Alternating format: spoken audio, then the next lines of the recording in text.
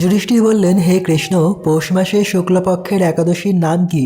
বিধি বা কি? কোন দেবতা ওই দিনে পূজিত হন এবং আপনি কার প্রতি সন্তুষ্ট হয়ে সেই ব্রতফল প্রদান করেছিলেন, কৃপা করে আমাকে সবিস্তারে বলুন। শ্রীকৃষ্ণ বললেন, হে মহারাজ, এই একাদশী পুত্রদা নামে প্রসিদ্ধ। সর্বপাপ বিনাশিনী ও কামদা এই একাদশীর অধিষ্ঠাত্রী দেবতা হলেন সিদ্ধিদাতা নারায়ণ। ত্রিলোকে এর মতো শ্রেষ্ঠ ব্রত নেই। এই ব্রতকারীকে নারায়ণ বিদ্বান ও যশস্বী করে তোলেন। এখন আমার কাছে ব্রতের মাহাত্ম্য শ্রবণ করো। ভদ্রাবতী পুরীতে সুকেতুমান নামে এক রাজা ছিলেন। তার রানীর নাম ছিল শৈবা। রাজদম্পতি বেশ সুখেই দিন যাপন করছিলেন। বংশরক্ষার জন্য বহুদিন ধরে ধর্মকর্মের অনুষ্ঠান করেও যখন পুত্রলাভ হলো না, তখন রাজা দুশ্চিন্তার কাতর হয়ে পড়লেন। তাই সকল ঐশ্বর্যবান হলেও পুত্রহীন রাজার মনে কোনো সুখ ছিল না। তিনি ভাবতেন, পুত্রহীনের জন্ম বৃথা ও গৃহশূন্য। পিতৃদেব ও মানুষলোকের কাছে যে ঋণ শাস্ত্রে উল্লেখ আছে, তা পুত্র বিনা পরিশোধ হয় না।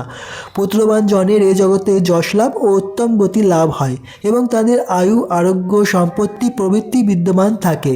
নানা দুশ্চিন্তাগ্রস্ত রাজা আত্মহত্যা করবেন বলে স্থির করলেন।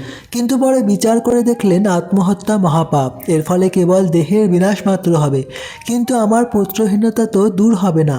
তারপর একদিন রাজা নিবিড় বনে গমন করলেন। বন ভ্রমণ করতে করতে দ্বীপ্রহর অতিক্রান্ত হলে রাজা ক্ষুধা তৃষ্ণায় অত্যন্ত কাতর হলেন। এদিক ওদিক জলাদির অনুসন্ধান করতে লাগলেন। তিনি চক্রবাক, রাজহংস এবং নানা রকম মাছে পরিপূর্ণ একটি মনোরম সরোবর দেখতে পেলেন।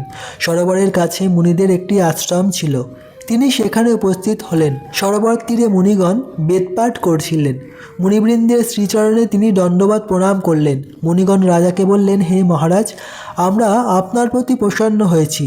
আপনার কি প্রার্থনা বলুন। রাজা বললেন, আপনারা কে এবং কী জন্যই বা এখানে সমাবেত হয়েছেন?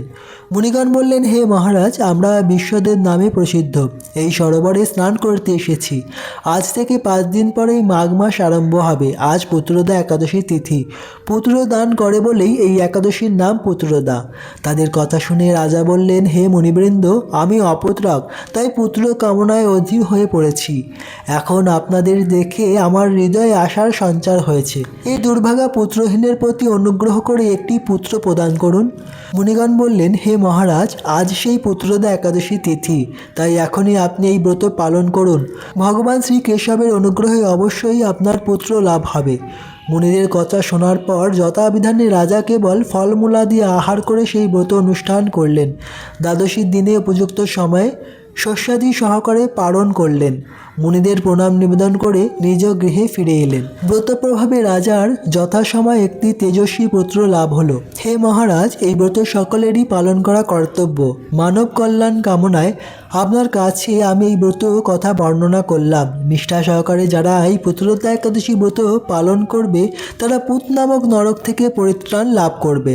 আর এই ব্রত কথা শ্রবণ কীর্তনে অগ্নিষ্টম যজ্ঞের ফল পাওয়া যায়। ব্রহ্মাণ্ড পুরাণে এই মাহাত্ম্য বর্ণনা করা হয়েছে।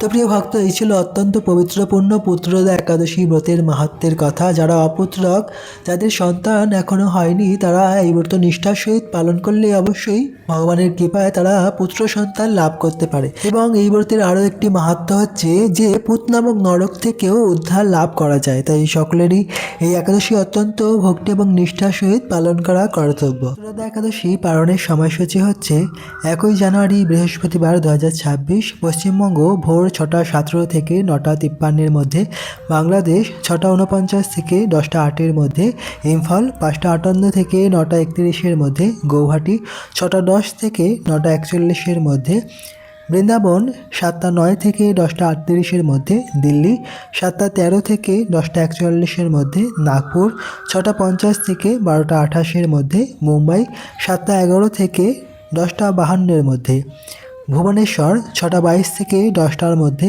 পাটনা 6:35 থেকে 10:07 মধ্যে, কাঠমান্ডু 6:54 থেকে 10:22 মধ্যে, চেন্নাই 6:31 থেকে 10:18 মধ্যে।